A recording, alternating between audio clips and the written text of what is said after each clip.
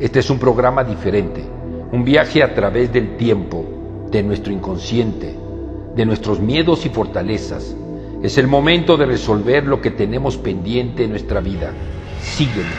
Vamos a hacer realidad nuestros sueños. Viajemos al lugar donde todo es posible. Juntos lo vamos a lograr. No hay opción. Sin límites, te sorprenderás de lo que puedes lograr. Amigos, ¿cómo están? Este es su programa Sin Límite de la plataforma Orbe Network. Mi nombre es Jaime Delgado Orea y bueno, como ustedes saben, llevamos 43 programas, creo que es el número 43, y hemos estado hablando en los programas anteriores sobre el despertar de la conciencia. Hemos hablado de que México es el ombligo del mundo y que de aquí nacerá la gente que empezará este despertar de la conciencia, que se irá hacia América y hacia el resto del planeta. Acabo de regresar de un congreso de etnias en Oaxaca, en donde vinieron personas de diferentes países y en donde se habló precisamente de este despertar de la conciencia y donde se habló de muchas cosas que hay que hacer a favor, no solamente de las etnias indígenas, sino de la humanidad en general. Pero yo quisiera preguntarles algo que no se tocó en ese congreso, y yo no quise tocarlo porque no era el momento de crear una polémica, ni mucho menos. Pero cuando hablamos de que hay que despertar la conciencia de los seres humanos y que tenemos que construir esta nueva humanidad, esta nueva era que se llama Acuario, yo les quiero preguntar a ustedes, pues, ¿cómo se imaginan qué es la nueva conciencia? ¿Qué es eso de la nueva conciencia? ¿Qué creen que es lo que va a pasar?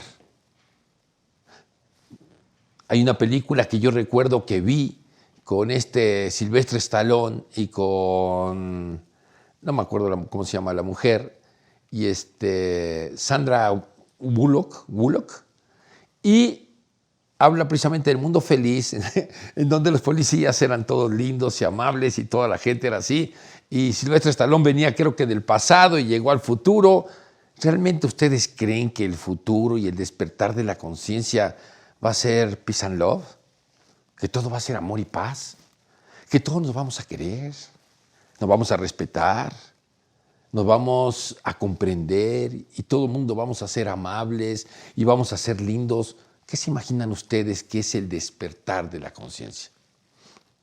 Si hacemos una relación entre qué es la palabra conciencia y este despertar de esta conciencia, a lo mejor estamos hablando del despertar de una sabiduría que nos hace más ecológicos, de una sabiduría que nos hace comprender mejor la relación entre los seres humanos, de un conocimiento que nos permite darnos cuenta de lo que sucede no solamente en la naturaleza humana, sino en la naturaleza del planeta, en las plantas, en los animales, en los ríos, tomar conciencia de la parte ecológica, del cambio climático, sino también tomar conciencia de lo que es la influencia de los planetas o de los sistemas o de las galaxias.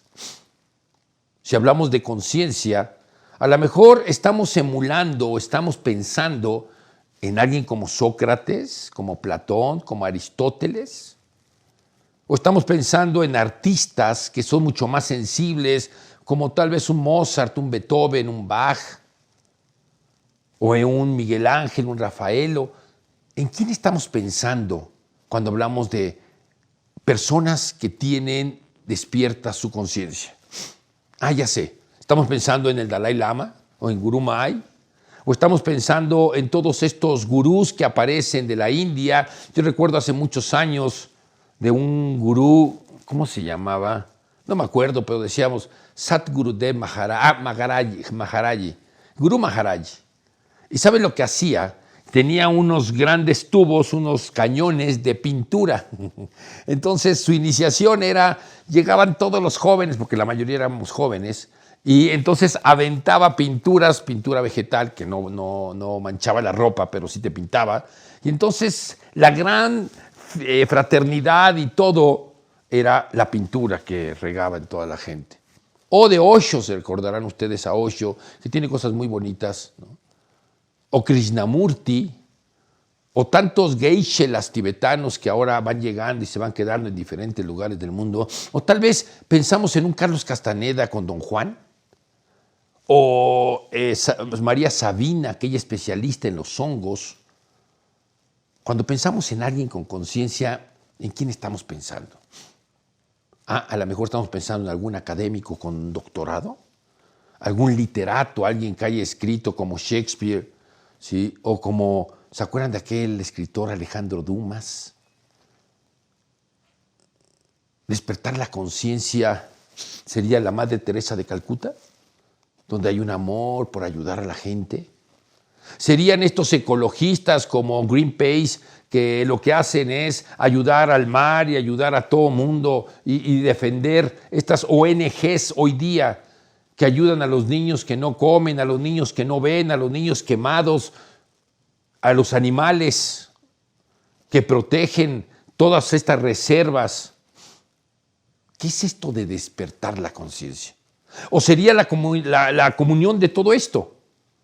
Una persona con la conciencia despierta es alguien como Sócrates o Platón o Aristóteles, con esa capacidad lógica, con sus silogismos, con sus análisis, con esta capacidad artística de Miguel Ángel o de Chopin, ¿sí? Con esta calidad humana como la Madre Teresa de Calcuta, o esta espiritualidad como el Dalai Lama, y además este sentimiento ecológico hacia todo lo que existe, o un gran líder como la mejor fue Mahatma Gandhi. ¿Alguno de ellos se parece a lo que tú has pensado?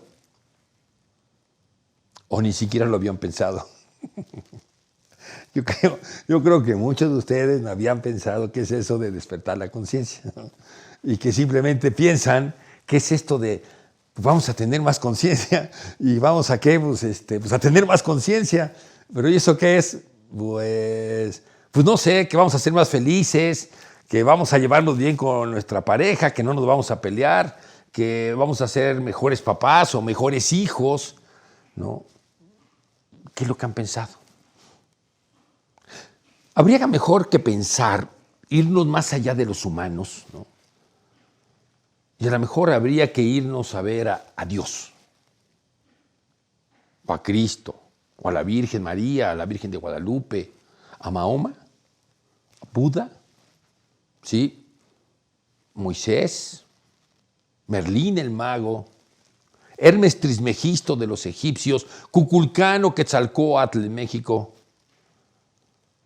Y si nos vamos a los dioses, el gran espíritu de la mayoría de los grupos aborígenes, y si nos vamos a los dioses, de repente nos encontramos que en la mayoría de las religiones se habla de que Dios, y perdón que uso nuevamente la palabra católica porque pues, es mi formación, pero llámenle gran espíritu o llámenle como ustedes quieran, de que Dios está en todas partes y que Dios es amor, ¿no? Y algunas religiones pues, hablan de que hay un Dios que es fuerte, duro, ¿no? Y ya tiene juicios y a algunos les da una patada y los manda al infierno y otros los recibe porque se portaron bien, ¿no? Y a lo mejor no. Y otros hablan de un Dios que es benévolo, pero también hablábamos de un Zeus con todos sus dioses. O hablábamos un Huitzilopochtli aquí en México y un Tlaloc con todos sus dioses, ¿no? O en los mayas, cuando hablamos de Itzamná, ¿no? Que es el dios de todos los dioses mayas. Y si hablamos de dioses, normalmente dicen, es que Dios está en todo lo que existe. Dios es parte de todo lo que existe. Vamos a hablar de la naturaleza. Ok, entonces, vemos una flor y eso es Dios. Sí, ahí está Dios, ahí está su espíritu, está su esencia, hay vida, ok. Todos los seres humanos tienen parte de ese Dios, somos parte de eso, del gran espíritu, bueno, sí. Vemos a los búfalos, ¿no? Vemos a los búfalos en Estados Unidos, en aquella época de la colonización de Estados Unidos, donde estaban los Sioux, los Apaches, los Lakotas, Dakotas, Hopis, etcétera, y veíamos que pasaban, ahí describen que pasaban durante día las manadas de búfalos. Yo hoy creo que existen menos de 500 búfalos. Y el gran espíritu y los indios cazaban solo para comer, mientras que cuando llegaron los ingleses colonizadores, o los holandeses, o los irlandeses, lo que hacían era mataban y mataban y mataban y mataban miles de búfalos para quedarse con la piel y vender la piel. Y las carnes se podrían en el campo. Miles y miles. Solo se paraban y mientras iban parando, iban disparando, iban pasando los búfalos, disparaban. O los delfines que matan en una zona de las islas de Japón. Y matan decenas y decenas y decenas, o las ballenas. Todos ellos son hijos de Dios, son parte de Dios. Okay. Y normalmente cuando nos hablan de un Dios, cuando nos hablan de un Dios católico, te hablan de un Dios de amor, ¿no? Un Cristo de amor. Cuando nos hablan de un Buda, ¿no? Un Dios budista, te hablan también de la compasión, de la comprensión, del ayudar. Cuando hablamos de Mahoma, hablamos de la justicia, ¿no? Es muy importante la justicia, los mártires, ¿no? Y así en cada una de las religiones.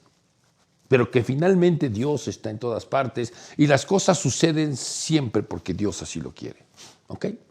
Entonces, despertar de la conciencia.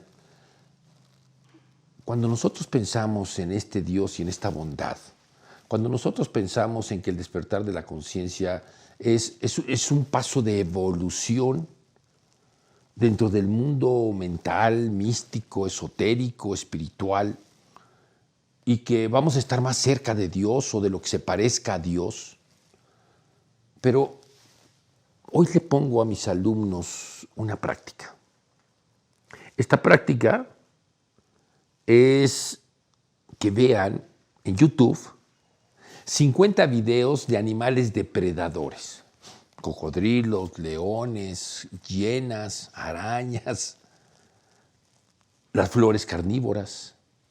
Y cuando ven a estos animales depredadores, lo que de repente se van a encontrar es que llega un Bambi, un venadito, en África, y empieza a tomar agua de un río que se está secando, porque es la sequía en una época del año en África, y de repente aparece un cocodrilo, lo agarra, le da vueltas, se lo mete y se lo come.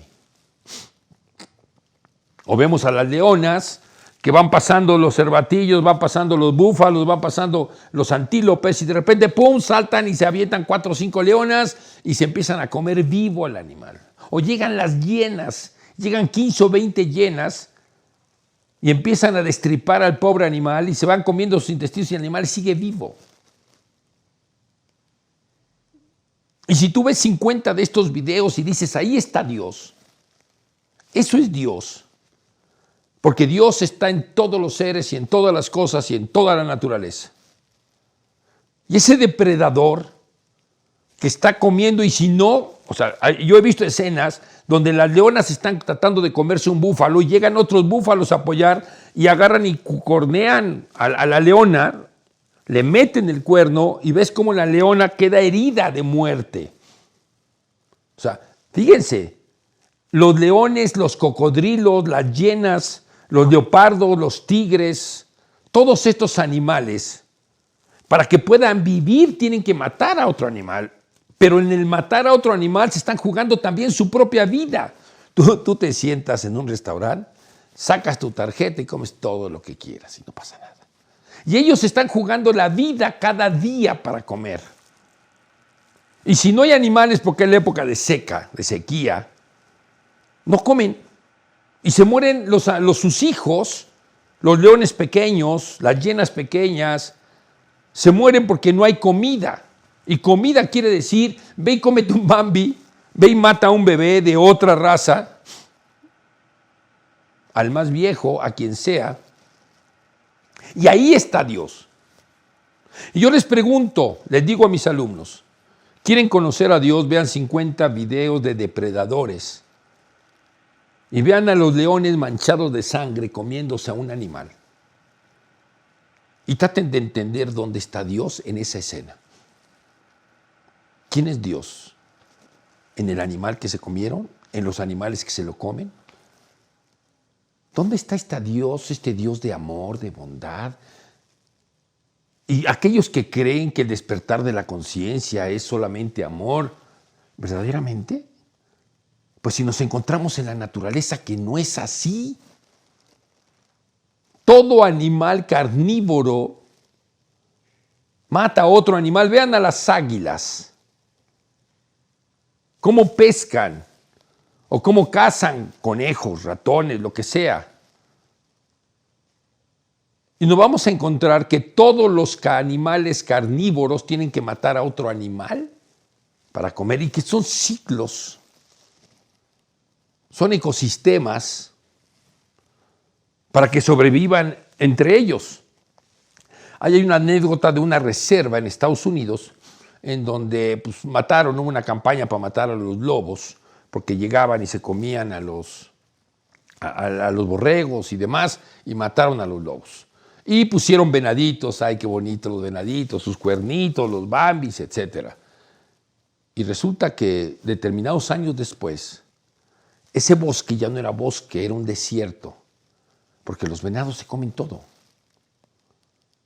Y estos venados, como no había un depredador de los venados, entonces empezaron a proliferar y proliferar y proliferar y proliferar, a tal grado que se acabaron la naturaleza. Porque ya no dejaban que naciera una planta, que naciera un árbol, que nada, se lo comían todo. Se comían las cortezas de los árboles hasta que los secaban.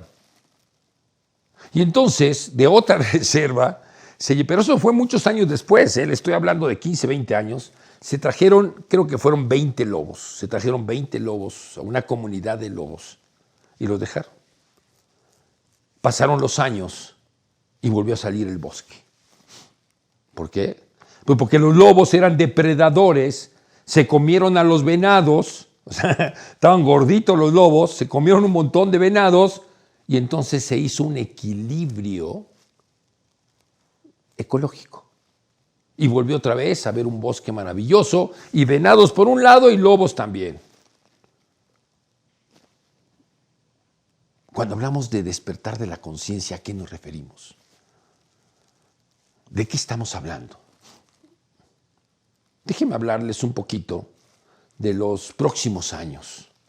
Estamos hoy, cuando tú estés viendo este video, cuando yo lo estoy grabando, es el último mes del año 2022. Y los próximos años, el 2023 y 2024, son años de cambio, ¿no? En un país como el nuestro, México, va a haber cambios importantes. Pero de aquí nos seguimos hasta el 27, siguen los cambios. Todo lo que ha pasado hacia atrás era necesario para que la gente despertara. Era necesaria una situación negativa como la que estamos viviendo en México y en la mayoría de América Latina y a lo mejor en la mayoría del mundo. Una de las pláticas decía que en este momento había 30 guerras en algún lugar del mundo. 30. Yo le iba a preguntar a la persona, oye, a ver, platícame cuáles son esas 30 guerras, pero ya no tuve tiempo de hablar con esa persona. Pero quiere decir de que en los próximos años, de aquí al 2030, ¿qué tanto vamos a poder despertar la conciencia de la gente? ¿Y qué es eso? ¿Qué significa? ¿A dónde llegamos? Pero del 2022, que es hoy, al 2050, que ya se haya despertado la conciencia, ¿qué es lo que va a haber? Como esa película que les hablaba de Sylvester Stallone y de Sandra Bullock. Todo felicidad y todo amor. ¿Eso es despertar la conciencia? ¿Qué no acaso hemos visto un símbolo que se llama Yin Yang, que es oscuro y claro, y un circulito claro en lo oscuro y un circulito oscuro en lo claro? Hay un símbolo muy parecido, totalmente arquitectónicamente o diseño diferente, pero significa lo mismo, que se llama el Hunabku, que es un símbolo maya, que también tiene una parte oscura, por decirlo así, y otra parte brillante, y que es este equilibrio. Y solamente puede haber un día si hay una noche. Y pues solamente puede haber salud si hay enfermedad. Y solamente puede haber algo bueno si hay algo malo. Y solamente puede haber comida si no hay comida. Estos opuestos son los que logran la vida y el equilibrio, el magnetismo de los planetas. Si existe un Dios, bueno, es un Dios que tiene tal capacidad que ha hecho que exista un sol donde gira el sistema solar, los planetas, y alrededor de la Tierra existe la luna que gira alrededor, y estamos en la distancia que nos permite que haya vida, y que haya noche y que haya día. Entonces nos damos cuenta que hay un equilibrio entre las fuerzas. ¿Esto qué quiere decir? Que dentro de el 2050, dentro de 28 años, va a seguir existiendo, aunque haya conciencia y aunque el planeta se ilumine y todo el mundo estemos en este estado de conciencia, tenemos que entender que seguirá existiendo la contraparte. No se busca un equilibrio de 50-50. Se busca que haya más de ese 50, que ojalá y las personas que están en la mejor proceso creativo de evolución, de dar, de servir, de amar, de luchar, etcétera, estén en ese 70, lleguen al 70% contra un 30% de la parte oscura. Pero no solamente es la sociedad como tal, es nosotros, cada uno de nosotros.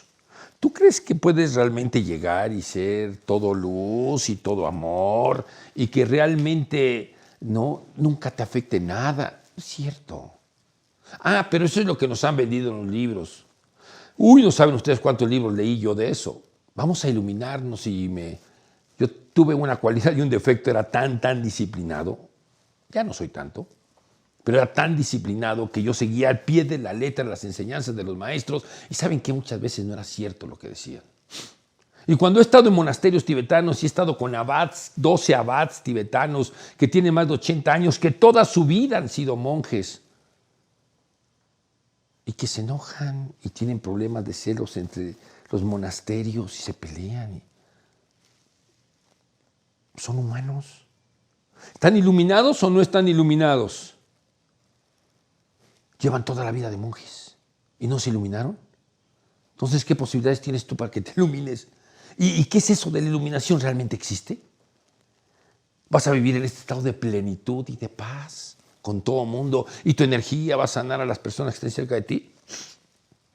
¿Cuántos de esos habrá hoy día en el planeta Tierra? Yo quiero pensar que existe y quiero pensar que uno de ellos es el Dalai Lama. Quiero pensar.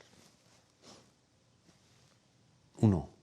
Somos 7.700, no, ya somos 8.000 millones de seres humanos. Uno. No, pero seguramente hay más. ¿Cuántos? ¿2? ¿10? ¿100? ¿1000? No creo. Y tú, que tienes pareja, que tienes hijos, que tienes tarjeta de crédito, que pagas la luz, que vas al tráfico, que hay smog, que te gusta tomarte un tequila, una cuba, una cerveza, un whisky, que comes comida con grasa o comida chatarra, ¿te vas a iluminar? No creo. ¿Realmente estamos buscando la iluminación? Yo no creo que estemos buscando la iluminación. Estando en un monasterio, en el monasterio de Drepung Loseri, un monasterio tibetano, yo practicaba muchas horas, era, como les digo, era hombre de disciplina, y de repente se acercó uno de mis maestros, que era el astrólogo del Dalai Lama, y me dijo: hermanito Jaime, tuvimos una reunión con los demás abats y nos dimos cuenta de que usted se va a iluminar. Entonces, cuando eres monje también tú tienes que hablar así y parpadeas así lentamente, ¿no? Gracias, maestro. Y me dice, yo por dentro, yeah.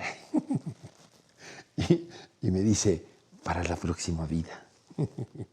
Dije, caray. Entonces Jaimito Delgado se la va a pasar metido en un monasterio. Para que la próxima vida Betty la Gordis sea la que se ilumine. Y dije, no, pues no. Y entonces le dije, gracias, maestro. Por cierto, le quería decir que ya me tengo que regresar a México. Y me regresé a México. Y llegué aquí y tenía 27 alumnos en un centro llamado San de la Vid, que era donde estaban los maestros de Chandela. Entonces el maestro llegaba de los monasterios tibetanos. Entonces llegué yo, porque tienes que ser así medio show, ¿no? Entonces llegué y, ok, hoy todos se van a iluminar. todos mis alumnos, si el maestro dice eso, eso va a pasar. Entonces pusimos nuestros banquitos, hacíamos una práctica de 2 horas en donde combinábamos técnicas tibetanas, hindús, vietnamitas, de Carlos Castaneda, en fin, ¿no? Eran 2 horas de práctica diferentes. Y al final estaban todos sentados en algo que se llama shamatha, que es una técnica japonesa del budismo en general, pero que se usa mucho en el budismo zen. Estábamos en un banquito de budismo zen, sentados, de espalda bien derecha, y de repente me levanto yo, y era la última parte, los últimos 10, 15 minutos. Me levanto y les pongo a cada uno de ellos una hoja blanca y un lápiz de color, así a los 27, ¿no? Y entonces ya me vuelvo a sentar yo y abro los ojos y digo, abran los ojos. Y todos abren los ojos. ¿Ven esa hoja blanca? Sí, maestra. ¿Ven ese lápiz de color? Sí, maestro. Pues ilumínense, porque va a ser la única iluminación que van a tener. Porque déjenme decirles algo, y perdón que sea irreverente en esta ocasión, nosotros no venimos a iluminarnos los seres humanos de una vida normal y cotidiana. Venimos a sentirnos realizados, a ser felices a los que amamos, ¿no? A compartir nuestros errores, nuestros defectos, a pedir a veces disculpas, ¿no?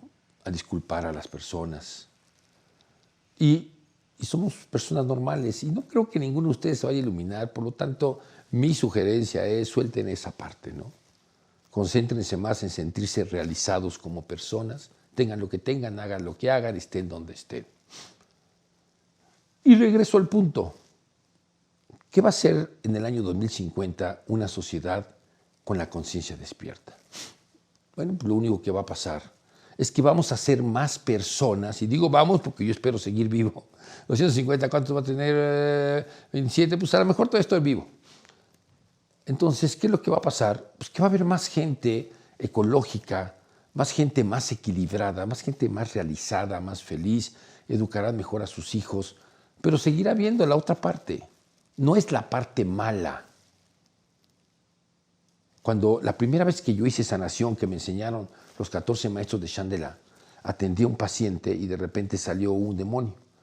En lo que yo había aprendido de los chamanes es cuidado con los demonios, porque los demonios se te pegan y se te pegan, se te meten y tienes que ponerles fuego y para que no se te vayan a meter. Y de repente cuando yo vi al demonio ahí, estaba el maestro de Chandela aquí, ¿no? El espíritu de ese maestro me estaba enseñando. Entonces vi el demonio y me dice, no te asustes, vamos a transmutarlo a la luz. Y me enseña una figura que se llama un transmutador.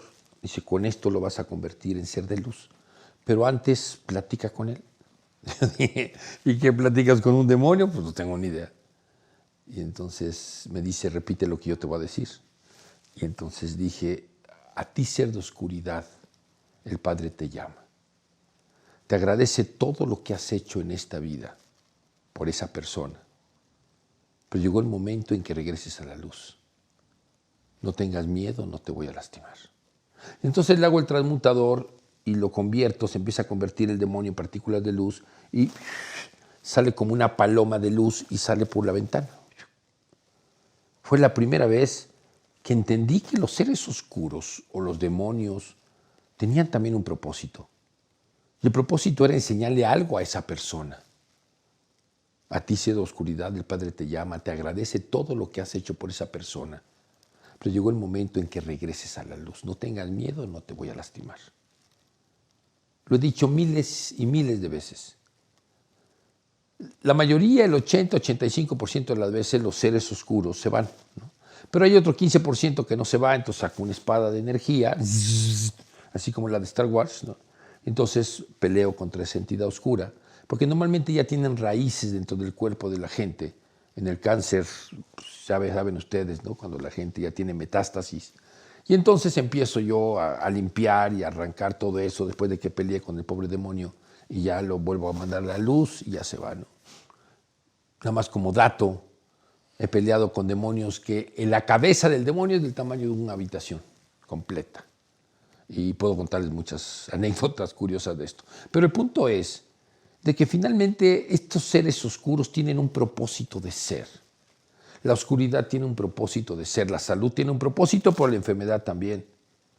Tenemos los glóbulos rojos que vienen y nos defienden contra las bacterias y contra las cosas, y son los asesinos, llegan y se las comen y los destruyen, ¿no? Son depredadores, tienen un propósito. Entonces la humanidad con conciencia no es de que todo el mundo vamos a ser felices y llenos de luz y de amor, no, no, no.